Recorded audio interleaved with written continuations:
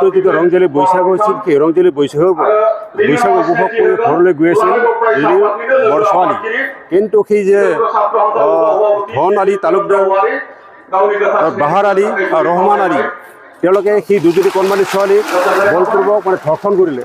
তাৰপিছত যোৱা 5 মে তাৰিখে এই যে হিৰণময় খাখৰাৰী বা তেওঁৰ নেতৃত্ব ঘৰত গৈছিল যে সোধ কৰিবলৈ, কিন্তু তাকে নকৰি সেই যে ধন আলী তালুকদাৰৰ মাক ৰশ্মিতা বেগম আৰু তেওঁৰ ভনী পাৰ্মিতা বেগম তেওঁলোকে তেওঁলোকক ওলোটা আক্ৰমণ কৰি হানি খুচি হত্যা কৰে আৰু তেওঁ সেই যে হিৰণময় খাখৰাৰী যোৱা 17 তাৰিখে সেই নিশ্চয় ট্ৰাই কৰে। গতিকে আমি ইতিহাস বিচাৰিম যে নিখিল ছাত্ৰ সন্থাই এই জঘন্য কাণ্ডক আমি গৰিহণা দিছোঁ। আমি সেই যে হিৰণময় হত্যাকাৰীক আমি ফাঁচি দিব বিচাৰিছোঁ বা তেওঁক আমি ফাষ্ট ট্ৰেক আদালতে যাতে বিচাৰ কৰে।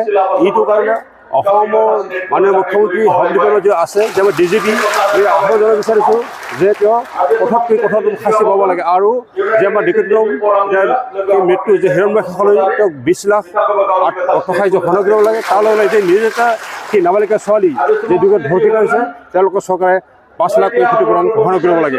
আৰু ইয়াত আমাৰ এই আন্দোলন আজি আৰম্ভ হৈছে। গতিকে হিৰণময় খাখৰাৰীৰ মৃত্যু হোৱা আজি 24 দিন উকলি গৈছে। গতিকে আমি আজি 24 দিন হয় আমি হিৰণময় খাখৰাৰী আছোঁ। আমি 24 দিন 24টা বছৰ আমি ন্যায় যুঁজ নিশ্চয় চলাই যাম। তাৰ লগত এফচু আছে, এফচুৰ বড়ো ছাত্ৰসংঘ আছে, আমাৰ ৰাভা জাতি সংগঠনসমূহ আছে, লগতে ৰাভা ৰাইজ আছে, বিভিন্ন জাতি জনগোষ্ঠী আছে। আমি সকলোৱে একেলগে থিয় হৈ আমি নিশ্চয় ইয়াৰ প্ৰতিবাদ কৰি যাওঁ। গণধৰ্ষণ ইয়াত কৰা হৈছিল, 2 গৰাকী কিশোৰীৰ ওপৰত নিৰ্যাতন কৰা হৈছিল। ইয়াৰ প্ৰতিবাদ আৰু এই ঘটনা সুধিবলৈ যাওঁতে 5 মে তাৰিখে হিৰণময় খাখৰাৰীক হত্যা কৰা হ'ল। আৰু এই যি ধৰ্ষণ কাণ্ড, হত্যা মাৰ্ডাৰ কৰা যি কাণ্ড, সেই 2টা কাণ্ডত ধন আলী, বাহাৰ আলী, ৰহমান আলী আৰু চেকবৰ আলী আৰু পাৰ্মিনা বেগম 5 গৰাকী ব্যক্তি ইয়াত অভিযুক্ত, ইয়াত জড়িত হৈ আছে। আৰু ইয়াক প্ৰতিবাদ জনাই পেলাই ধৰ্ষণকাৰী শাস্তি পাবই লাগিব, হত্যাকাৰী শাস্তি পাবই লাগিব, ফাঁচি তেওঁলোকক কোৰ্টৰ যোগেদি ৰায়দান দিবই লাগিব। আৰু এই ন্যায় বিচাৰি পেলাই বহুতো ইয়াত হাজাৰ হাজাৰ ৰাইজ আজি এই দুধনৈত এই ৰাজহুৱা প্ৰাংগণত উপস্থিত হৈছে, প্ৰতিবাদী কাৰ্যসূচীত ভাগ লৈছে। আমাৰ দাবী যে কোনো কাৰণত দোষী সাৰি নাযায়। মই ধন্যবাদ জনাম গোৱালপাৰা জিলা আৰক্ষী প্ৰশাসন, জিলা প্ৰশাসনক। তেওঁলোকে 5 গৰাকী ব্যক্তিক সেই দুষ্কৃতিকাৰী, সেই হত্যাকাৰী, ধৰ্ষণকাৰীক কৰায়ত্ব কৰিছে। কিন্তু কৰায়ত্ব কৰাই শেষ কাম নহয়, অকল এৰেষ্ট কৰাই শেষ কাম নহয়। আজি যদি তেওঁলোকে 2-3 মাহ পিছত আৰু যদি জেলৰ পৰা তেওঁলোকে যদি ৰেহাই পায়, আমি এইটো কেতিয়াও বিচৰা নাই।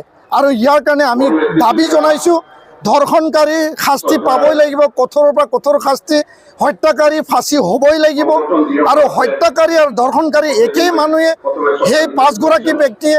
তো ইয়াৰ কাৰণে আমি আজি এই প্ৰতিবাদী কাৰ্যসূচীৰ যোগেদি অসমৰ মাননীয় মুখ্যমন্ত্ৰী ডাঙৰীয়া, DGP ডাঙৰীয়া, মুখ্য সচিব ডাঙৰীয়াক আমি আহ্বান জনাইছোঁ যে ফাষ্ট ট্ৰেক কোৰ্টৰ যোগেদি যিসকল হত্যাকাৰী আৰু ধৰ্ষণকাৰী পক্সো আইনৰ যোগেদি যি কিশোৰী নাবালিকাৰ ওপৰত গণধৰ্ষণ কাৰ্যসূচী কৰা হৈছিল, সেই কিশোৰী নাবালিকাৰ ন্যায় আৰু হিৰণময় খাখৰাৰী যাক হত্যা কৰা হ'ল, ইয়াৰ ন্যায় বিচাৰি পেলাই মুখ্যমন্ত্ৰী ডাঙৰীয়া, DGP ডাঙৰীয়া, মুখ্য সচিব ডাঙৰীয়াক আমি দাবী জনাইছোঁ ফাষ্ট ট্ৰেক কোৰ্ট ইয়াতে গঠন কৰিব লাগে, তদন্ত ক্ষিপ্ৰতাৰে চলিব লাগে। আৰু SITৰ যোগেদি ফাষ্ট ট্ৰেক কোৰ্টৰ যোগেদি তেওঁলোকক শাস্তি বিহিব লাগে। আৰু আজিৰ এই প্ৰতিবাদী কাৰ্যসূচীৰ যোগেদি আমি দাবী জনাইছোঁ যে যি ভিক্টিম পৰিয়াল, সেই ভিক্টিম পৰিয়ালে 20 লাখ টকা তেওঁলোকে যাতে আৰ্থিক সাহায্য পায়।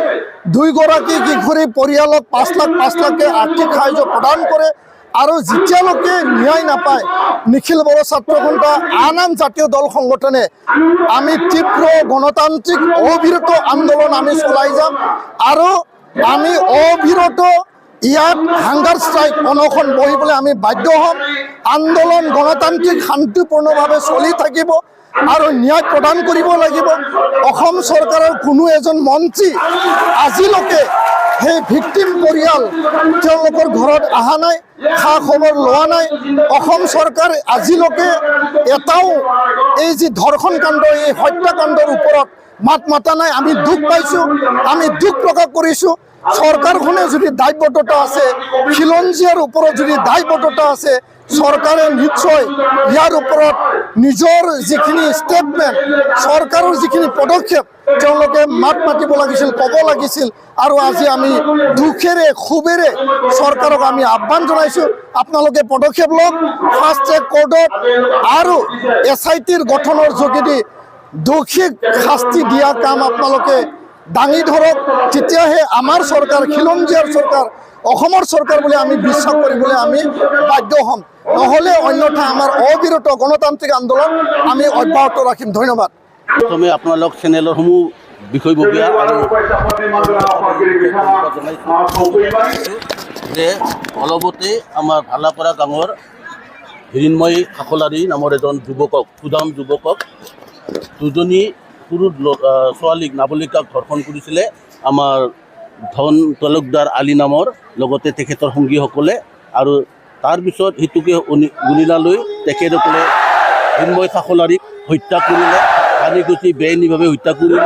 গতিকে তাৰ প্ৰতিবাদত আমি আজি এই কাৰ্যসূচী ৰাখিছোঁ। ইয়াত বিভিন্ন দল সংগঠনৰ মানুহ সমবেত হৈছে। নিখিল ৰাভা ছাত্ৰ সন্থা, নিখিল ৰাভা মহিলা পৰিষদ, আক্ৰাচুৰ বিষয় বিভাগৰ সদৌ অসম ছাত্ৰ সন্থা, তাৰপিছত বঙালী ফেডাৰেশ্যন, গাৰো ষ্টুডেণ্ট ইউনিয়ন, বড়োসকলৰ যিমান সংগঠন আজি এই প্ৰতিবাদী কাৰ্যসূচীত সমবেত হৈছে। আমি ধৰ্ষণকাৰী আৰু হত্যাকাৰী আমি ফাঁচীৰ দাবী কৰিছোঁ। আৰু যাক হত্যা কৰা হ'ল তেখেতৰ পৰিয়ালক কম্পেনচেশ্যন হিচাপে 20 লাখ টকা দিবৰ কাৰণে আমি আহ্বান ৰাখিছোঁ। লগতে জনজাতিসকলৰ ওপৰত, বড়োসকলৰ ওপৰত এনেকুৱা নিৰ্মম ঘটনা আৰু যাতে দ্বিতীয়বাৰ কোনো কাৰণত নহয়, আমি সাৱধান কৰি দিবলৈ ওলাইছোঁ। আৰু আমি বড়োসকল ভয়াতো নহয়, আমি কাৰো আশীৰ্বাদত বাচি নাথাকোঁ। আমি সংগ্ৰাম কৰি বাচি থকা মানুহ, সংগ্ৰাম কৰি আগবঢ়া মানুহ। গতিকে আমাৰ ওপৰত যদি কোনোবাই এনেকুৱা ঘটনা ঘটে তেতিয়াহ'লে ইয়াৰ পৰিণাম বিষম হ'ব। আমি সাৱধানবাণী জনাইছোঁ। এইটোৱে শেষ হওক, এই হত্যাকাৰীয়ে শেষ হওক, এই ধৰ্ষণে শেষ হ'ল। অন্যথা আমি গণতান্ত্ৰিকভাৱে যি আন্দোলন আমি কৰিব লাগে আমি কৰি যাম। ন্যায়ৰ সুৰুঙাৰে যদি অপৰাধী হাৰি যাব নোৱাৰে, তাৰ বাবে আমি প্ৰশাসনক অনুৰোধ জনাইছোঁ, কোনো কাৰণত যাতে দোষী হাৰিব নোৱাৰে আমি তাৰ বাবে তীক্ষ্ণ নজৰ ৰাখিম। সংগঠনবিলাকে, এই অঞ্চলৰ বিভিন্ন জাতীয় সংগঠনবিলাকে যদি কোনো কাৰণত যদি আইন শিথিল নহয়, ধৰ্ষণকাৰী যাতে কোনোমতে বাচি নাযায়, তেওঁ যাতে ফাঁচি হ'বই, ফাঁচি কৰা হয়, তাৰ দাবীত এই প্ৰতিবাদী বৃহৎ প্ৰতিবাদী কাৰ্যসূচী। ইয়াত বিভিন্ন জনগোষ্ঠীৰ মানুহ আহিছে, বৃহৎ আমাৰ দল সংগঠনৰ মানুহবিলাক আহিছে। আৰু আমি ভৱিষ্যতলৈ একত্ৰিতভাৱে ইয়াৰ বাবে যুঁজি যাম।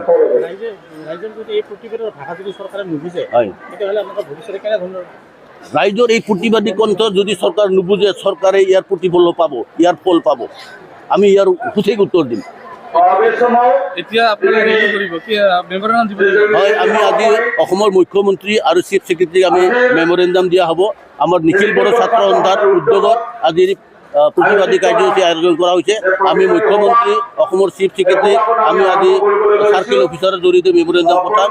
আৰু এমাহৰ ভিতৰত এই মেমৰেণ্ডামৰ ওপৰত যদি কাৰ্যপন্থা নলয় তেতিয়াহ'লে আমি এনেকুৱা আৰু ডাঙৰ প্ৰতিবাদী আমি কাৰ্যসূচী ল'ম। আৰু কোনো কাৰণত ইয়াৰ পৰা হাৰি যাবৰ কাৰণে নিদিওঁ। আমাৰ নিখিল ৰাভা ছাত্ৰ সন্থাৰ সভাপতি আহিছে, আপোনালোকে তেওঁলোক বাইক লগ আহিছে।